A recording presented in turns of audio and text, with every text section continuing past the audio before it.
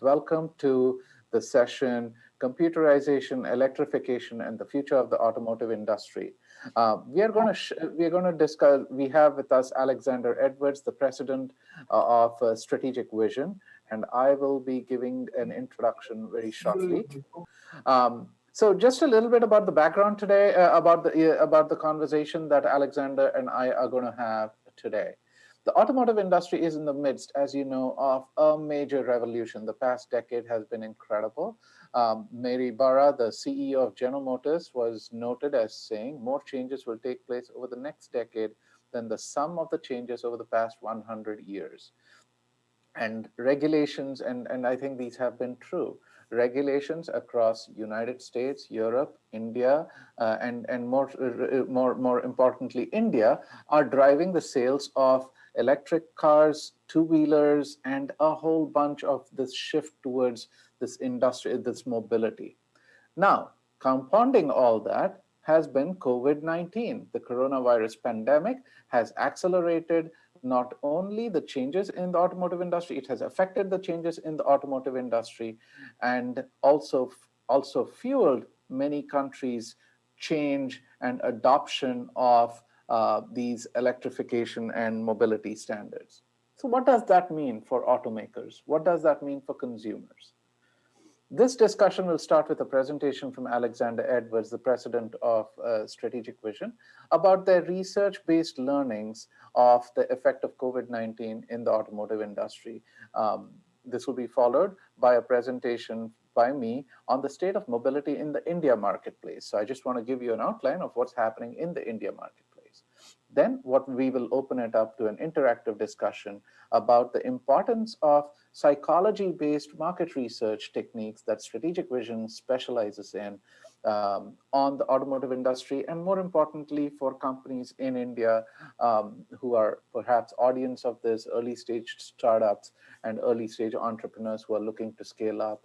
How do you utilize this unique tool to grow your business and to find to tailor-make strategy to please the customers? Okay, that's the deal. That's the outline for today. Just a little bit more about the Thai Global Summit, Alexander, before I go through your bio and bring you on board.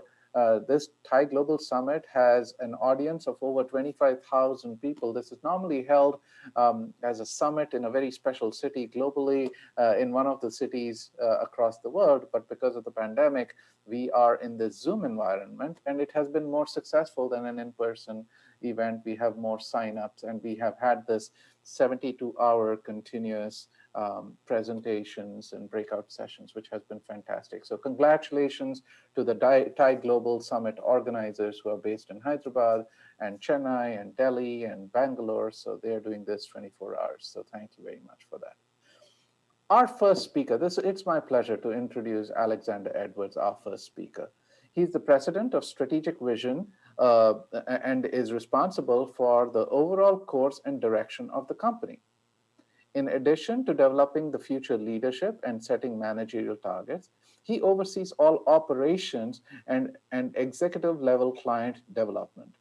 With a vast experience and expertise, he is recognized as a leading industry expert in automotive research and is frequently quoted in news outlets such as USA Today, Automotive News, Associated Press, Reuters, Wall Street Journal, and a whole bunch more. He's a thought leader in this industry.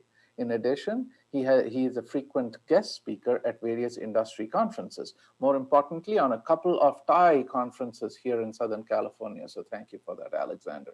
A little bit more about Alexander Edwards. He's also a key developer of tools used to measure decision-making, human behavior, attitudes, and perceptions.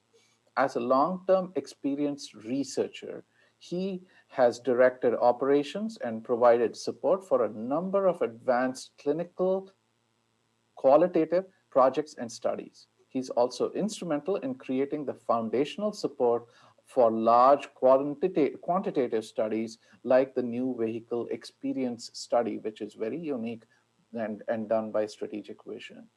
Alexander Edwards was formerly was the design systems lead of Delight and Opportunity Software, DAO, a groundbreaking computational model used to present and maximize product and content analysis as a result of user experience. He was an integral part of Strategic Vision's worldwide growth in international consultancy for products ranging from Coca-Cola to national and international governments, as well as in the development of qualitative aspect of automotive research and development. Alexander Edwards is also a key sponsor and a partner of Strategic Vision in India as we are growing Strategic Vision, as we are helping growing Strategic Vision in the India and Southeast Asia market. So thank you for that, Alexander. Alexander is heavily involved in the local San Diego office with such programs as speaking and participating with local youth groups to encourage their active citizenship, supporting local schools by providing internship and raising funds for school improvement.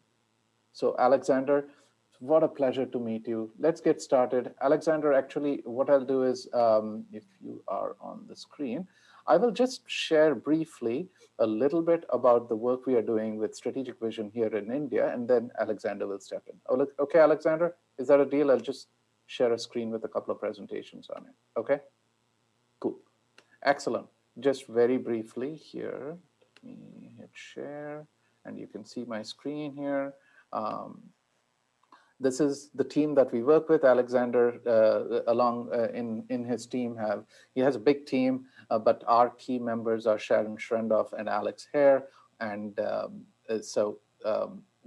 and we are going to go through this a little bit. I've just walked through this whole thing, but we have an office in Hyderabad.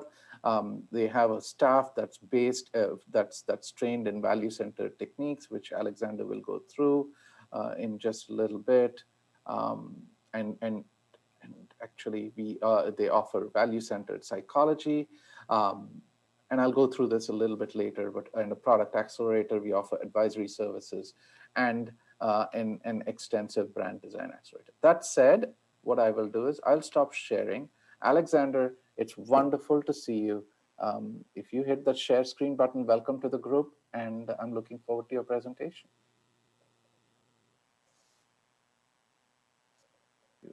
Might be on mute, Alexander. Unmute yourself. One of the great things about our presentations, right? We speak and not really sure if we're being heard. Wonderful. Well, Ravi, thank you so much for that introduction.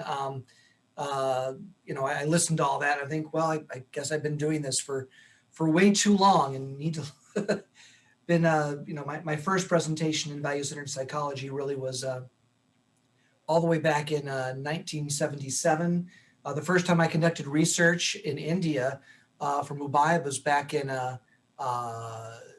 2000, doing work for Coca-Cola. So been doing research for quite some time internationally, as what was mentioned. My main focus is, as you said, Ravi, is to really talk about mobility. And you mentioned Mary Barra and others that are talking about where mobility is going to go and how is that going to impact the U.S., the world. And one of the things that seems to happen every now and then is you've got people here in the U.S. that are making decisions, and those decisions are often based by what they can see. And so what I'm going to do is I'm going to share with folks here today the mobility implications that people here in the U.S. see, and then how that leads to the decisions that they make that then lead to other places like India. And then we're going to talk about the specific repercussions that are going to happen, because what is needed, how mobility needs to be enacted in India, can be very different than what it needs to be here in the US. That being said, the values and priorities that people have in the US are more similar than other places around the globe, including India, of what they need to have safe, secure access to mobility to get where they need to go. Now, how they do that can be different, but the values are there. And we're going to start by talking specifically about the values. And then, of course, how COVID has disrupted the current thoughts of mobility here in the US, and how it's creating opportunities both here and worldwide to rethink mobility in some very positive and more effective ways. So with that, I'd like to start with value-centered psychology because it's the basis of everything that we do. As I mentioned, I've been doing research since the late 70s, but it's not just automotive research. It's understanding how and why people make decisions. Our main focus is to really understand customers' attitudes and priorities so we can predict and maximize advocacy, loyalty, and conquest. That's what we do here. One of the ways that we do that in the automotive field is we run a study called the New Vehicle Experience Study. We've run it here in the US for 25 years, but we've also done it in India, China, Russia, Brazil, etc. I'm going to share specifically some US data today as sort of a base because of some of the decisions that are coming out of the US. This study is a very comprehensive study. About 250,000 new vehicle buyers talk about who they are, their mobility needs, what they're looking for in electrification, mobility on demand, autonomous vehicles, etc. And not only do they fill out a large quantitative battery, they also write essays that talk about what they love or hate about their experiences. So we're not just talking to people that have had a miserable time and are telling you what they want to fix. And we're not just talking to people about, oh yes, I bought this vehicle and I love it. We are able to put all of that together, and through our machine learning and AI techniques, which Robbie's actually, and our team in India are critical to that research that we do, are able to code all of that and provide that to OEMs.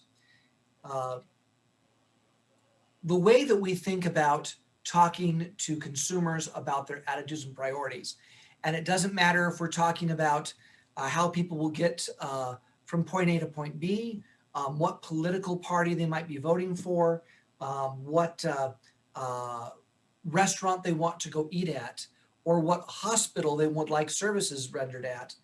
We've discovered that it doesn't matter what the category is or what the country is. People will follow a very similar hierarchy of needs. And we use a metaphor of a tree to describe it, where if you have good roots, you'll have good fruit. And the roots for any decision is security. If people can trust you, rely on you, feel that you're safe and secure, they feel comfortable with you, then they can start to experience the other positive things that you might be able to offer, whether that's freedom, expressing your individuality, or giving them access to do things they otherwise might not be able to do, or esteem, which is not just prestige or proud of doing something, but can also be fun and excitement.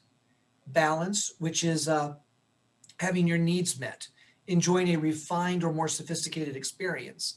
And finally, love. If you have someone say, hey, I love my vehicle because, you know that they've done all the things they need to do. And it's not that the things at the top or the bottom are more important than each other.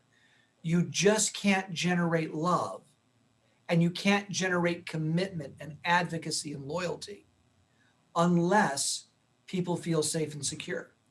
You're not going to get people to use public forms of transportation if they don't feel safe. It doesn't matter if they feel proud about taking public transportation. It doesn't matter if it's necessary for work. If they feel that their livelihoods are threatened, they can't do that. And so we're going to look and see how all this interacts with each other. So we're going to start with the past. We're going to look at the US market, 2017, 2018, specifically on electrification, automation, and ride-hail mobility on demand. We'll start with battery electric vehicles. Just a couple of things to walk away from here to think about. There's a lot of data here. I'm just going to be showing some very key points and talking about it. Number one is that the green lines you see on these couple of charts, this is battery electric and plug-in hybrid electric. And the black line is diesel, the red line is gas. A couple things to note is that here in the US, if you're driving a diesel truck, probably male.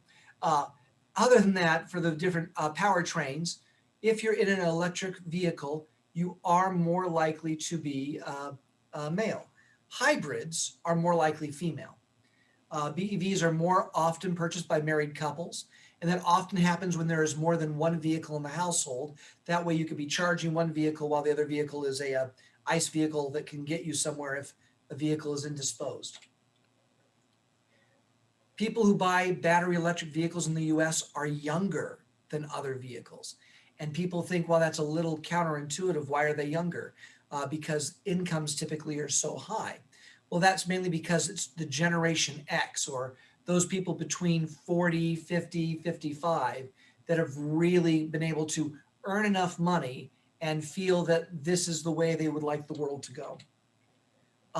9 out of 10 people who owned battery electric vehicles were college educated, and they earned significantly more than others, with a median income of $166,000. Tesla owners were making near $250,000, where your Leaf owners were still making about $150,000, $140,000, but still very high incomes here in the US. Average US income is about $50,000, $60,000 annually. And when you take a look at new vehicle buyers earning $77,000 annually, you can see that battery electric is very much out of reach for a lot of the US customers, which is why there hasn't been a lot of adoption here in the US. People don't want to pay that extra money for something they see as a compromise. And it's why we have not seen, we've heard a lot of service from folks saying, hey, we're going electric, we're doing batteries, but we don't necessarily see the sales, again, because of these prices that they get into. The mindset of people are also different. People who buy battery electric vehicles, they have enjoyed being with the environment, hiking, backpacking, traveling the world. They're politically active. People who've got plug-in hybrid electrics, they also travel the world and do those things. Hybrid folks like to read books and go to plays, and people who buy big diesel trucks like to shoot bears and do other things that are, as we saw, a little more masculine. I see, Ravi, you're laughing at that. And even, we've done a lot of research in this. You could take a look at some of our more recent articles. Even what vehicle you buy is a reflection of a political choice. And I'm not going to go into politics here in the US, because with the audience we're talking about, I'll just say, I'm sorry, or you're welcome for the past few years of all the entertainment and struggles you've seen. But there are some simple facts. If I'm interested in a battery electric, I'm significantly more likely to be on a liberal / progressive ticket. If I avoid that, I'm a little more likely to be Republican, conservative. My attitudes, battery electric vehicle owners are significantly more likely to be driven by fuel economy. They're more open to autonomy when it comes to their vehicles. But they're also this group that are looking for performance. And what we really have found is that this is the leverageable piece. This is what people are really looking for, and why Tesla's found success. They built a sports car that had an innovative powertrain, rather than building an electric car that happened to have sporty characteristics. You're describing the same vehicle, but the way that you message it has had great differences here in the US. However, as you can see, the #1 trigger here in the US to purchase a battery electric vehicle is price, and then the new model caught my attention. Again, what we're saying here is that until we figure out pricing, that's going to be an issue. In fact, we have some consumers that say, when I tell my friends and coworkers what my net cost was, they were blown away. And then when they feel the torque of the Leaf, they are amazed. Nissan should emphasize price and acceleration, effectively telling us that the way that people have been selling them here in the US may not have been the best way. But there are other concerns. We've got a BMW i3 who love the car when it works, but they've been stranded a number of times. And this has led to some people trying electrification in the US and saying, you know what, maybe the technology isn't here yet. Of course, on the other side, people are absolutely loving that low-end torque. And when you get someone to say they love something, you know that they're going to be advocates in buying it again. I mentioned price being the #1 problem to think about getting into a BEV. But when it comes down to the final decision, it really comes down to the location and availability of charging stations. Right now, we do not have the infrastructure. Here in the state of California, we are often being told that we have to prepare and experience for brownouts, for electric pauses in our system because there's too much demand on the grid.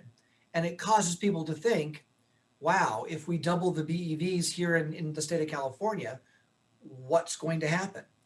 And furthermore, when people are driving around, they don't see BEV places that they can park. And furthermore, there are other places where they see them and they're always full with a Tesla parked there, not even being charged. So it really is an issue.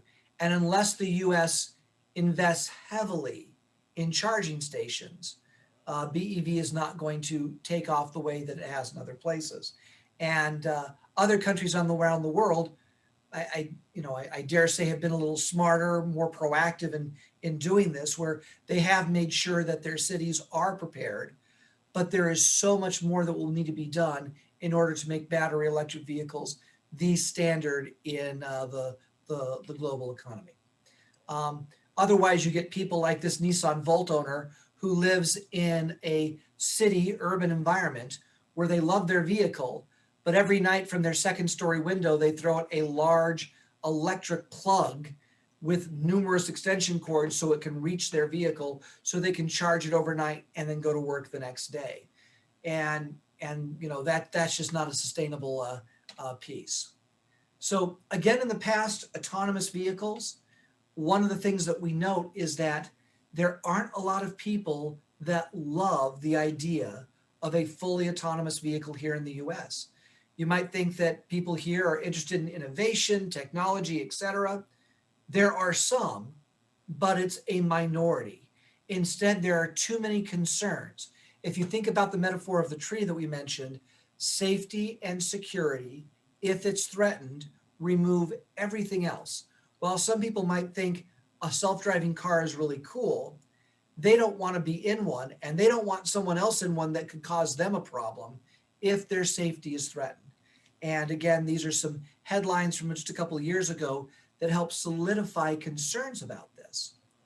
Now, there is good news, and we believe that autonomy or autonomous vehicles, level 5, will be accepted relatively quickly being 10 to 20 years, simply because the ADAS features and other autonomous safety features are creating love.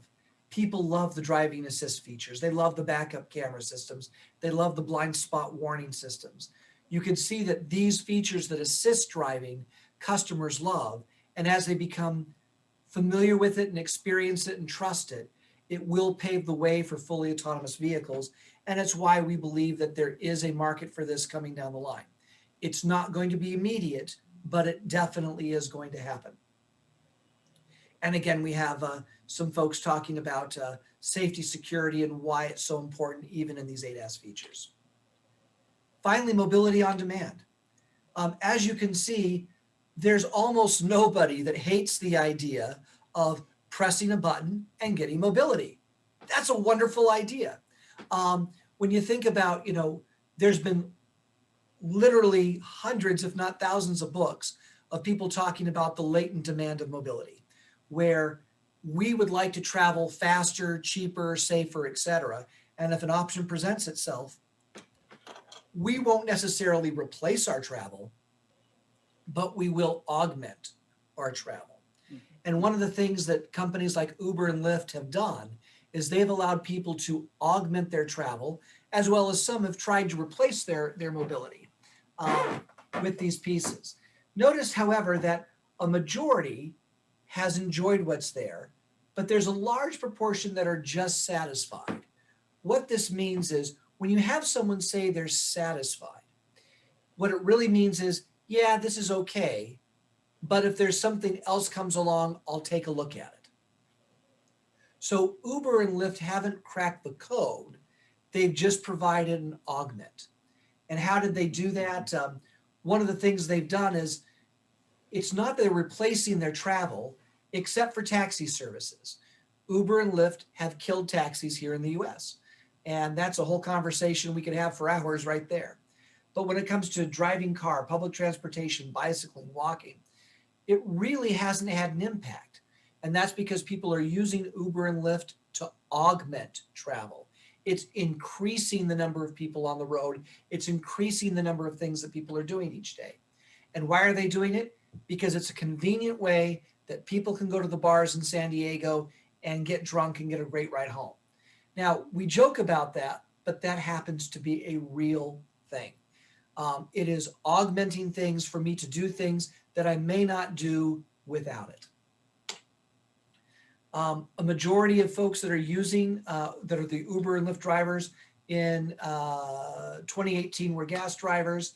And as you can see, even during peak rides, about 5 minutes were usually between rides, which means additional greenhouse gases, additional emissions, even when they're at their fastest going from customer to customer to customer, with these what are sometimes called zombie cars, people driving with nobody in them. Long story short, that's sort of counterproductive to what everybody was hoping for when it comes to these types of mobility. During the downtime, people look for places to park, drive toward busier parks, etc. And almost the majority of Uber and Lyft buyers are stating that if they were to do this again on their next vehicle, they definitely will at least look for a hybrid or at the very least a more efficient gasoline vehicle, because it's just too difficult to keep those vehicles running. And of course, this has great implications in other countries, everything from India, Philippines, etc. It's a lot of stuff there. So with that as the past, now let's talk about today, and specifically about the COVID environment, where people like, as Rave said, Mary Barra is making decisions, talking about electrifications. What is the world that she sees right outside of her window that influences her decisions that have global implications? Well, first of all, let's talk about what is happening to US mobility users. Number one is just a small description. We're going to talk about wave 1 and wave 2, which is what you see here, and wave 3 and wave 4. Wave 1 and wave 2 are people who bought vehicles between October of 2019 and March of 2020. In other words, just before COVID became a significant thing here in the US. However, they're answering these survey questions between March, April, and May. So everybody here is answering questions about how has COVID had an impact. But they bought their vehicle in wave 1 and wave 2 just before the pandemic. And wave 3 and 4 is April, May, June, July, August, September buyers who have answered questions in September, October, November. And so we can see a couple things here. First of all, for industry, at least originally, more than half of all US mobility users, new vehicle buyers, had a significant change to their job. It absolutely changed what was going on with their work. It's settled down a little bit, but not fully. And it also changed the way that people shopped for vehicles. People couldn't go to the dealership. Distancing, mask wearing was more of the process. And they're concerned about their safety in getting that vehicle. And some people even talked about how sad they were that when people in the US buy a car, there's a lot of folks that get really excited about that because they feel that, I don't have to rely on other sources of transportation. It is a really big deal, and they want Mercedes to celebrate them, or they want Kia to celebrate them. They would like them to say, look, you earned this, you got this. And they're saying, look, it had nothing to do with the brand, nothing to do with the dealership. All the excitement was gone. And so you have these folks who are worried about jobs, worried about how to buy a vehicle safely. And when they buy it, they've just spent $20,000, $30,000, $90,000 without all of the pomp, excitement, prestige that typically associates with that. And people in the US typically have enjoyed those sort of things. So with that, how has it all changed mobility? In our pretest, which is the wave 1 and 2 folks, you can see that 28% of folks in that wave 1 and 2 said, I'm less likely to use public transportation. Here in the US, fewer people on buses, trains, trams, etc. 18%, I'm less likely to use ride-hail services like Uber and Lyft. You may have read in the news that companies like Uber is saying, oh, great, we've got to go back to our core stuff. And there have been significant battles, especially here in the state of California, where how do you pay your drivers has been a huge issue. And it's putting a lot of pressure on these companies. Gas prices have fallen significantly here in the US, and people aren't worried about it, which is now preventing people to think about alternative powertrains. And you've got people that are significantly less likely to drive as often as they did or go to work because we're at home doing Zoom, or many of us are at home doing Zoom and other types of online discussions. Long story short, mobility needs have changed. Not the values of the needs. I still need to be safe, convenient, in a fun or prestigious way that I love, but not necessarily how I do it. I go to commute every day. In fact, in our new vehicle experience study, we used to ask a question. How long is your daily commute, both in kilometers and in time spent in the car? We now ask first, do you have a commute? Because it has changed so significantly. Now we're looking at wave 1 and 2 compared to wave 3 and 4. And you'll see that while the data or the behaviors have normalized a little, originally, most people weren't worried about gas, and that's come down a little bit where gas prices have begun to creep up. Or I'm less likely to use public transportation. Now that we're in our wave 3 and 4, they're a little more open, but you can still see the trend stay the same. Mobility has gone through a drastic change because people feel that their safety and security are threatened. And they're looking for ways, how do I survive this pandemic and go through and access the mobility needs that I need to do. And this is changing things. Companies have gone out of business. Companies have filed for bankruptcy, both here in the US and globally. People are looking at electrification, saying, how is this going to help mobility? At the same time, they're speaking out to the press, yes, mobility with electrification. And behind the scenes are like, how do we do this in a profitable way? How do we get people to accept other forms of transportation? So it's quite an adventure. With electrification, just a couple of things. Did the pandemic change people's thoughts on electrification? Well, it really depends on where you stand. For example, if you were not considering an electric vehicle, you're still not considering an electric vehicle. Even, the pandemic didn't change any of it. But for those people that were considering an electric vehicle, the pandemic said, oh yeah, I'm just as interested. But about 15% are saying, yeah, gas prices, it's probably not worth considering now. One of the key things here in the US that folks don't like about electrification is range. And the magic number is over 300. You're going to have to be able to provide a vehicle that goes over 300. Now that's different from city to city and product to product. What a tricycle or other form of transportation needs to do with electrification is different than vehicles here in the US. But the fundamental values are the same. If I can't take my vehicle and do what I need to do in order to earn the money I need to earn for a set amount of time, if it can't do that, I'm not going to buy it. It doesn't matter how nifty that vehicle could be. Charging stations, you can see that there's been some changes where people were charging their vehicles every day, now not so much. And at work, people are almost never charging their vehicles now. Overall, those that charge it have had a positive experience with it when they're able to find the charging, as we've discussed. And then finally, we'll do some ride hail here, which is a majority of folks are not using ride-hail, though there are some here or there. And when it comes to ride-hail services, it still is that satisfactory level.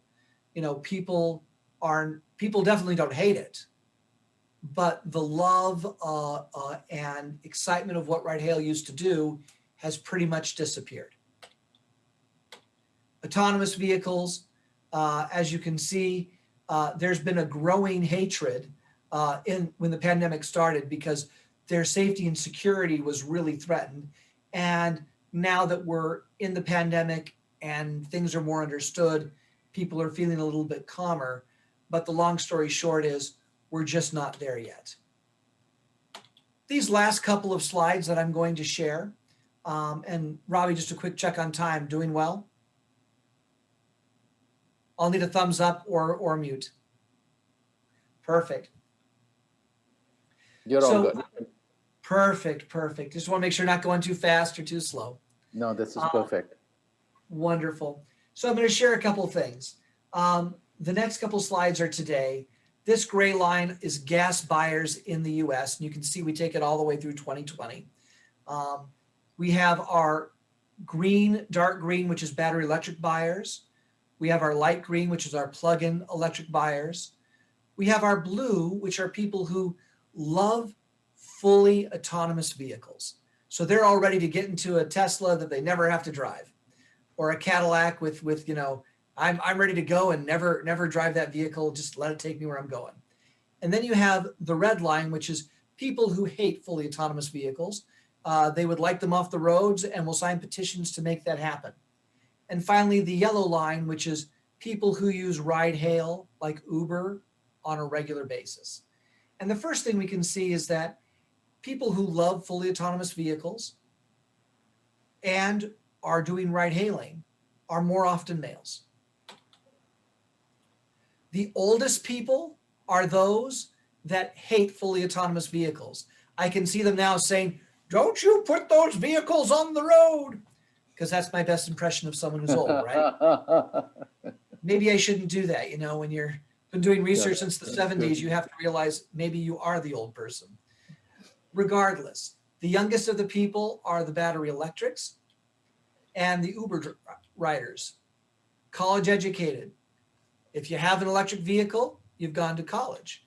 If you don't have, I mean, you're less likely to have a college degree if you want the fully autonomous vehicles off the road. Income. People that are using Uber and Lyft regularly, high income. For those people that are buying battery electric vehicles, higher income than most. And the hobbies have been pretty similar. People who like battery electric vehicles, as we talked about previously, they travel the world, they hike, they backpack. They don't go to church because the world is their church. People who love fully autonomous vehicles, they just love doing things, whether it's escaping to the movies, which you can't really do nowadays, or traveling the world, playing a video game. But they don't do things for themselves in that they're not out gardening, landscaping, or doing stuff. They pay people for that. People that hate fully autonomous vehicles, they're very old and they watch television and they go to church and they read books. Uber users, they travel, they eat food, they entertain at home, and church has nothing to do with it, which I think is sort of funny to see how church showed up in the max or mins in each area, right, even though we ask over 80 different hobbies or lifestyles. Wow. Political affiliation, just as you might guess, battery electric, Uber lovers, and fully autonomous vehicle lovers, they more side on the liberal side, where if I hate innovation, then maybe I'm a conservative. Again, that's a generality, not as specific to any individual, but it's there. Awesome. There are also key attitudes. You can see battery electric vehicles not only looking for environmental friendly issues, but they want that superior acceleration. And those that buy them don't care about price. Why? They have enough money, they don't care about it as much.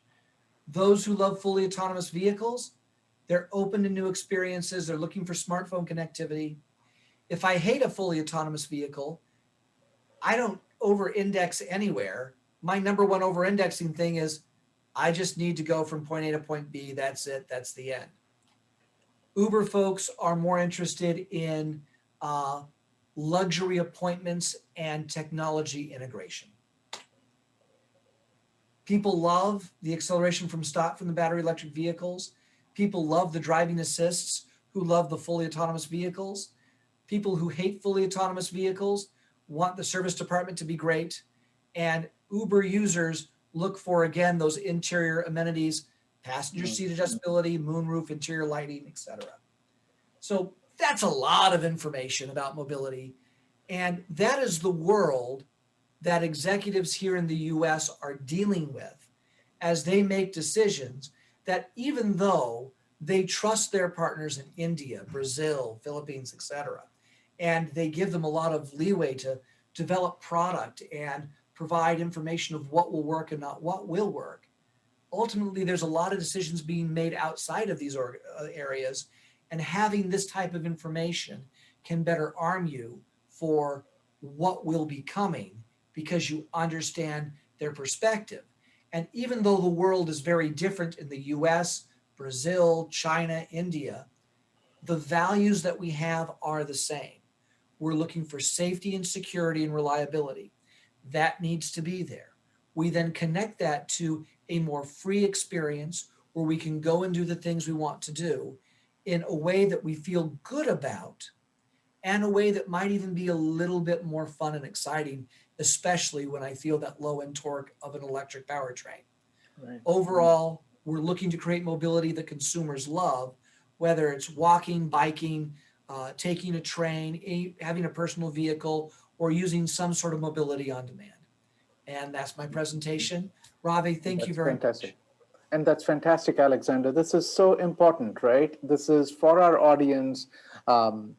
Understanding what this sort of research is so important for us, for a market. India is I call India a leapfrogging emerging market, right? They are very quick to adopt new technologies. They're very aware of global warming issues. One of the things in America we see in electrification and stuff, we are the people who adopt electrification are more nature loving, global, global warming aware and stuff like that. So very quickly, I know we have about 10 minutes, 13 minutes left. Josh, our moderator, has already given me a couple of things.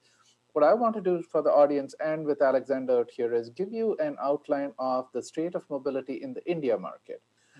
Similar things, what's going on. Some of them are growing, some of them are just about to get regulated in board. So how do brands that are in India look at these or get aware of these and then leverage research lessons from the America market to grow in India? So very quickly, a state of India mobility. I'm going to share my screen right now very quickly here, and I will zip through the India market, state of the India market. And I'll go through this very quickly. And then we'll open it up for a little bit of a conversation out here. So mobility in India, mobility, just as Alexander has spoke about, what are the elements of mobility? There are 5 forces, in our opinion, that are driving this shift to what the industry, automotive industry, calls mobility, right? I'm going to go from the right-hand side and go clockwise out here. And this is what customers who are who are used to mobility are looking for. AI, I think machine learning, artificial intelligence, data everywhere is making a very is a very important element. Voice recognition, Alexa, Siri are very, very important. Software, 5G, the transition to 5G, as well as the evolution of gig economy apps. All these 5 new technologies that are available, that are growing very rapidly in America, by the way, available in India right now, are driving the transition of a customer towards what we call mobility. This new customer who's experiencing mobility is hyper customized. He's expecting an experience that is personalized, customized, on demand, available everywhere, and seamless, and therefore enable me, right? So Ola is a perfect experience in India. You had to wait for a Meru cab, or you had to go down to your street, start hailing for a cab. In this thing on an app, you press a button, and Ola car will tell you that he's downstairs, he or she is downstairs. So this is the shift to mobility. And by the way, it's happening in India too. So let us make sure we very quickly go through what strategic vision does. Is it offers a combination of syndicated and primary research services, which when combined provide a robust, comprehensive solution to successful product, to help successfully launch products and make ongoing iterative improvements. The heart of that, as Alexander spoke, is their new vehicle experience study, which looks at experience, brand consideration, and hypothesizes future consideration. This is primarily based on psychology rather than defects and other methods done by other interview methods. They also have what is called we are also bringing in what is called a sentiment monitor, which is an industry and technology focused social media tracking, along with data analytics and machine learning. And we offer the primary research, which is brand equity research, product clinics, and feature research. Together, we are able to inform an early stage company like a startup or a late stage company like a brand like Mahindra, determine where the customer is going and develop products based on that, right? So in India, by the way, there are very similar changes coming up in India. They just since we know we are talking to an Indian population, I'm going to skip this slide. But in India, there are three essential segments: the rural emerging segment, and obviously you compare it with the China story, right? So the rural emerging, the rural mass, and the urban mobile. There are a lot of has a population of 350 million people, 28% of our population, which is focused on the rural emerging and the rural mass. These are urban blue collar workers, the rural laborers who are adapting to these new technologies like cell phones very quickly. Okay. The key change in India, I think, compared to America, United States, is this emergence of two-wheeler and three-wheeler markets. And because of BS6 standards that are forcing, that have to enable electrification, this market, the two-wheeler and three-wheeler market, is in the midst of a revolution, right?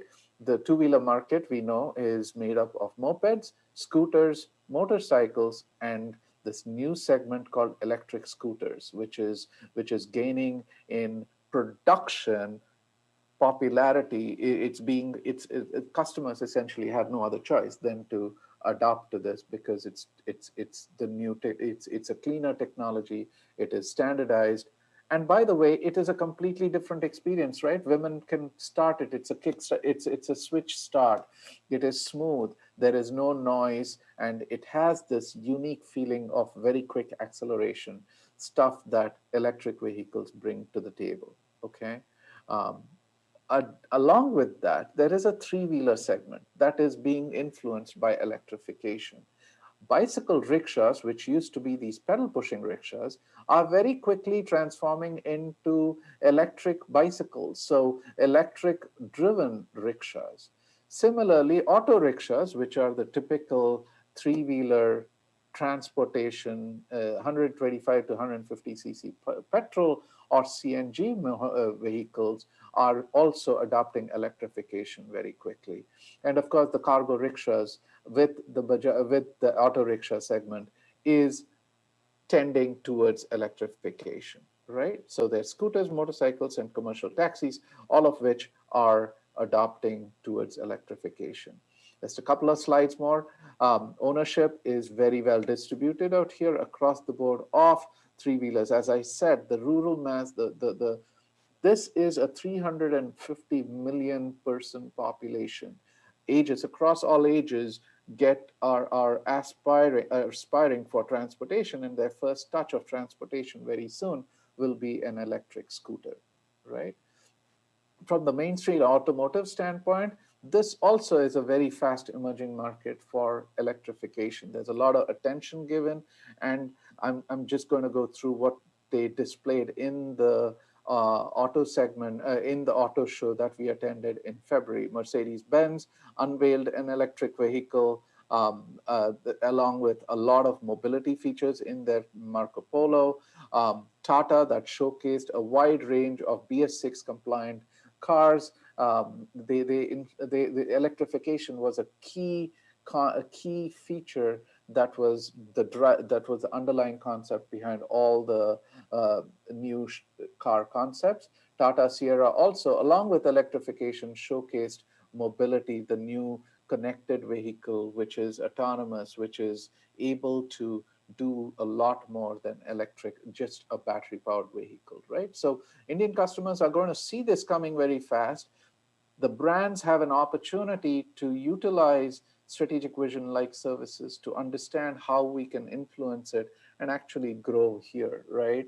And startups, early stage startups developing apps for this new mobility industry can leverage our services and leverage what we do and the lessons from America to launch successfully, because battery electric vehicles mobility is not cheap. It is costly. It is, there are barriers to entry that people need to be aware of. Suzuki launched the e-Futuro. That is a mobile cockpit. That's how it is going to look in an electric car, and they are going to get a million green million. They call it the green million, where they have an aggressive plan to have over 1 million green cars in the next decade, right? And India is a huge, Maruti in India is a huge market, one of the biggest markets for Suzuki.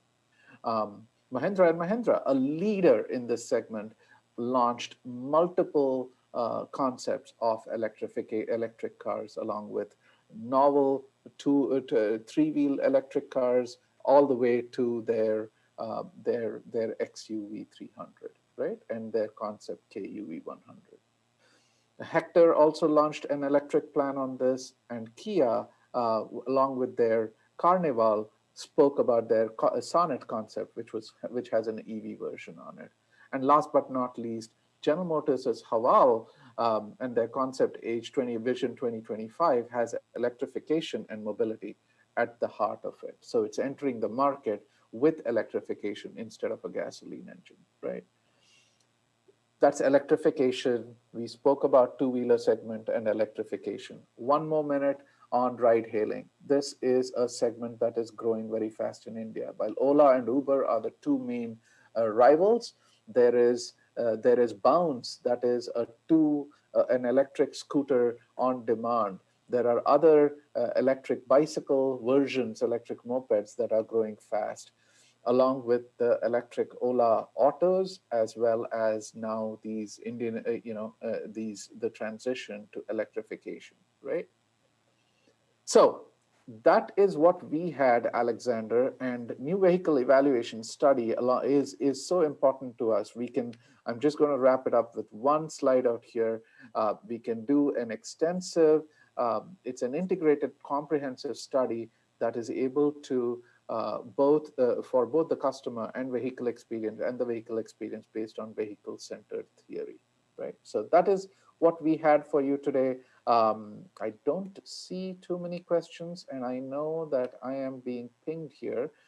It's 10:28. So I hope this was helpful for you all. We wanted to bring you a research-based context to this transition in the automotive industry and the effect of COVID and the acceleration, hopefully, in India, and the concerns in America of this one, right? So Alexander, again, thank you so much for joining us. It's been an awesome pleasure. A recording of this will be available to us very soon. So thank you very much for joining. We are really excited about this. Thank you, Alexander. And thank you to TIE Global for hosting us. We really appreciate the opportunity. Thank you very much for having me. Thank you. Thank you.